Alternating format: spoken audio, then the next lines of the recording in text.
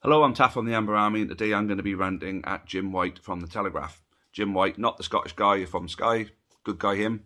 Jim White from the Telegraph, the old-looking, weird, hobbit-looking piece of shit who's put out his article yesterday on the back of certain comments from Boris Johnson. I think Boris Johnson doesn't understand what he's saying himself, so I don't think anyone else should really take him seriously. Anyway, why this Jim White has picked up on some bimbling bullshit from him and turned it into an article is beyond me. Apparently this guy is an educated journalist. I think the guy is daft and off his nut, and this is an ultimate virtue signal, and I think the guy needs to shut the fuck up.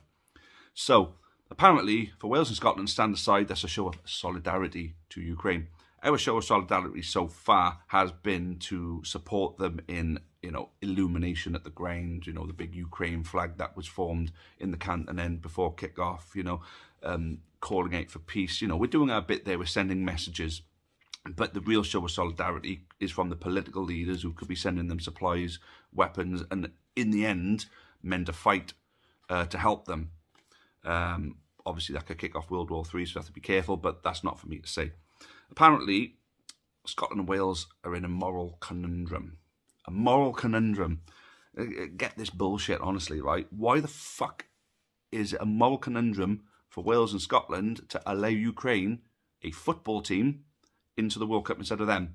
Ukraine was last in the World Cup, bloody hell, 2006. Scotland was last in the World Cup in 1998 and Wales in 1958. And not to mention that Ukraine have qualified for the last 3 Euros tournaments.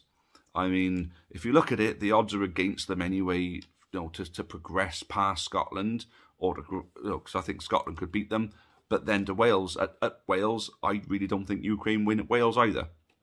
So the chances, it's not as if this war is preventing them from qualifying. The fact that they're probably not going to be good enough is going to prevent them from qualifying. Talking about a rare moment of illumination, they're probably not going to qualify for the World Cup anyway.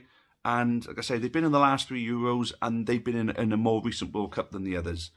I mean, why have we got to give them their moment of illumination? The moment of illumination should be to stop the war and prevent Russia from ever being able to go there. I'm sure they'd prefer that than gifting them the World Cup spot.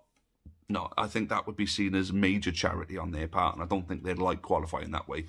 They're a competitive nation, a lot like us, and they wouldn't want the gift anyway.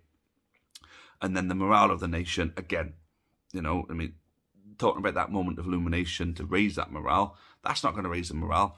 Stopping the Russians is going to raise the morale there. Nothing to do with football. And then the other one, the worst part is the magnificent riposte to Russia, to Putin. So basically, that's a fancy word for the ultimate comeback or a big fuck you to him. Why the fuck would Vladimir Putin give a shit if Ukraine play in a football World Cup when his agenda here is obviously on a much bigger scale than football? I mean, what a complete and utter bunch of bollocks. So this guy needs to shut the fuck up. I mean, first of all, the kind of person that would run Boris Johnson down has taken some comments from him, twisted them into his own opinion for the sake of getting a bit of clickbait. And fair play, he's had a lot of that. He succeeded in that.